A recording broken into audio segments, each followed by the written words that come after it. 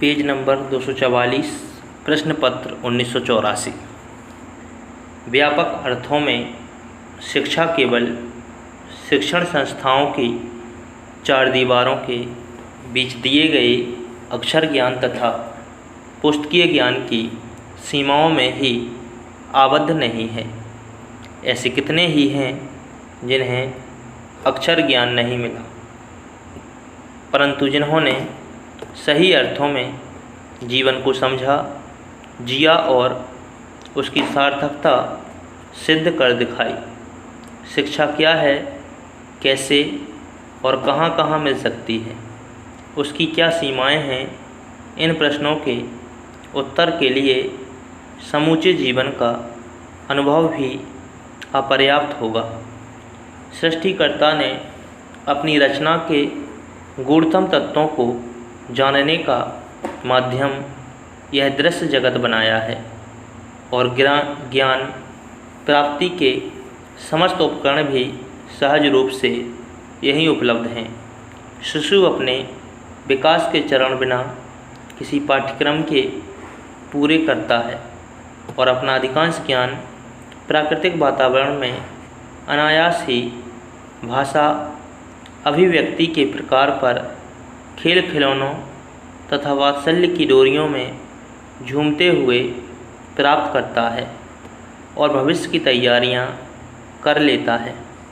हमारे सामने समस्या है पीढ़ियों के संपन्न अनुभव और आधुनिक युग की प्रगतिशीलता के साथ साथ निरंतर बढ़ रहे ज्ञानकोश को किस प्रकार आने वाली पीढ़ियों को सौंपें।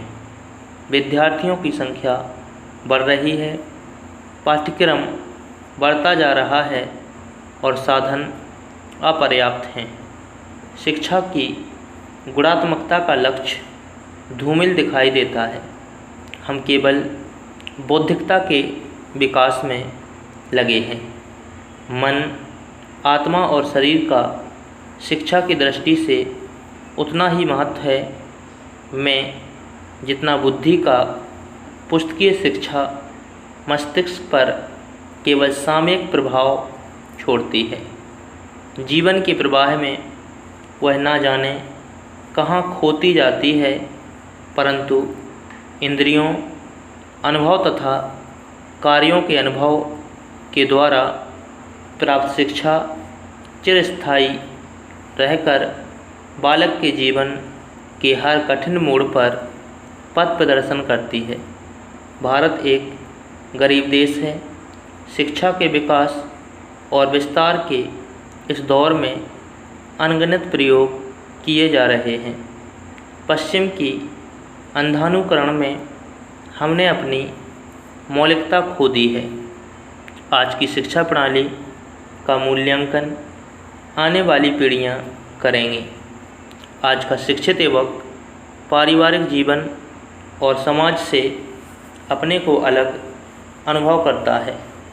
उसकी अपनी कोई दिशा, कोई उद्देश्य शिक्षा प्राप्ति के बाद भी उसे स्पष्ट नहीं हो पाती।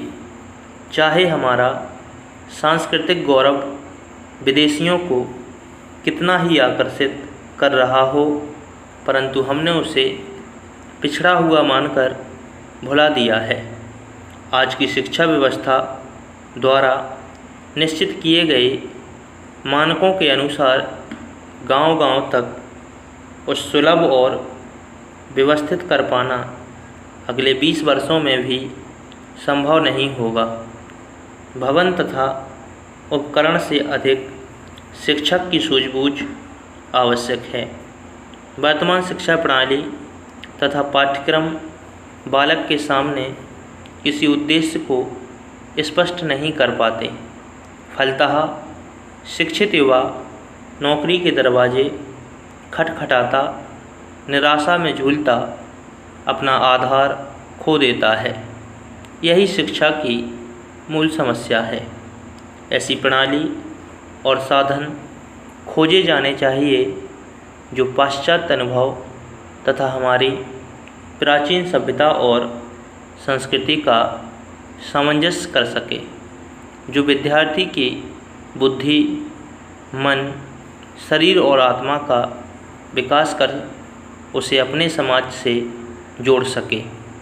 आजीविका जुटाने के साथ आधुनिक युग की समस्याओं का सामना करने में सहायक बन सके।